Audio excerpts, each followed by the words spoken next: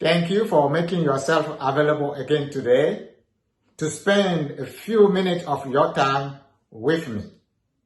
Last week, I spoke about the fact that either you are a strong Christian, a weak Christian, or not a Christian at all, you will still have to face this life.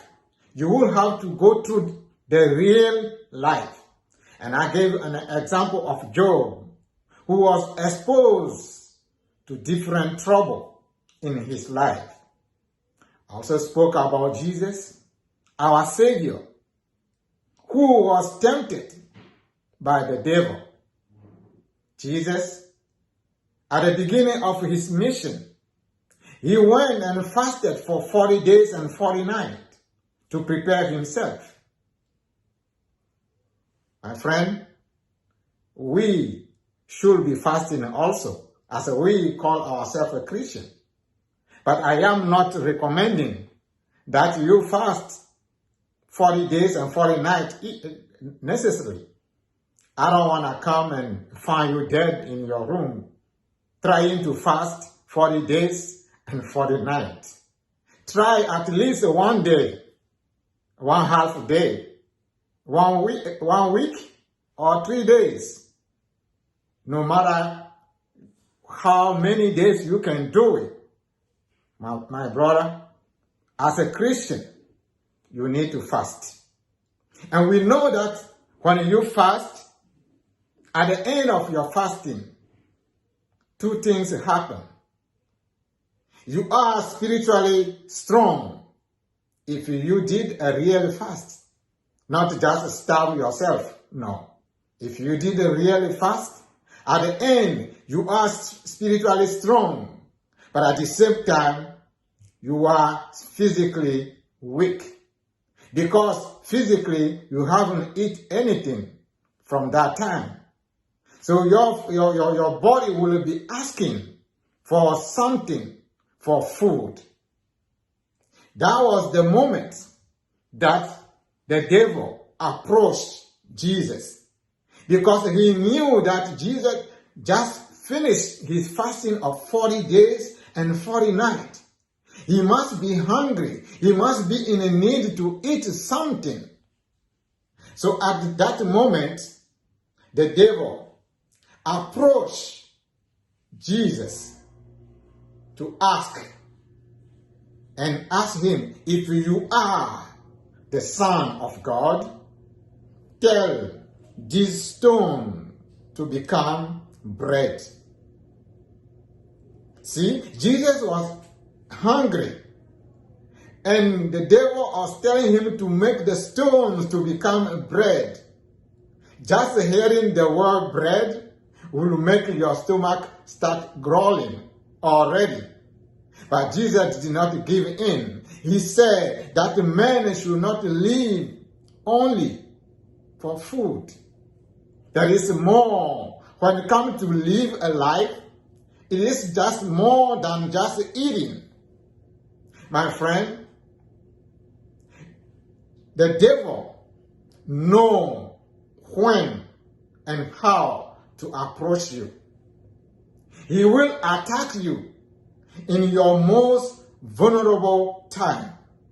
He will attack you in your most vulnerable position. He will attack you in your most vulnerable moment. So my question to you is this: when or what is your most vulnerable moment? It could be in many situations. For example, maybe your most vulnerable moment is your fleshly hunger moment. Your hunger for a social relationship. You feel lonely. You just want to be part of one group or have a friend that you can talk to, that you can go out with. The enemy knows about it. And he is ready to send a person, to send a group your way so that you can feel a part of something. The first time you meet that person or that group, they seem to be interesting, pleasant, somebody to be you would like to be around with. My friend, could it be that the devil is sending that person or that group to you just to confuse you and lead you to a different lifestyle? For example, drinking, partying, going to club, or doing drug. And so he tried to confuse you and convince you that your happiness depends on the fact that you will be taking part in these things. If you don't take part of these things, you will not be happy. My friend, the enemy's main goal is to draw you away from God. So keep your eyes open and know which group you are part with. Who is your friend? I said, the enemy knows when to approach you. He will approach you in your most vulnerable moment.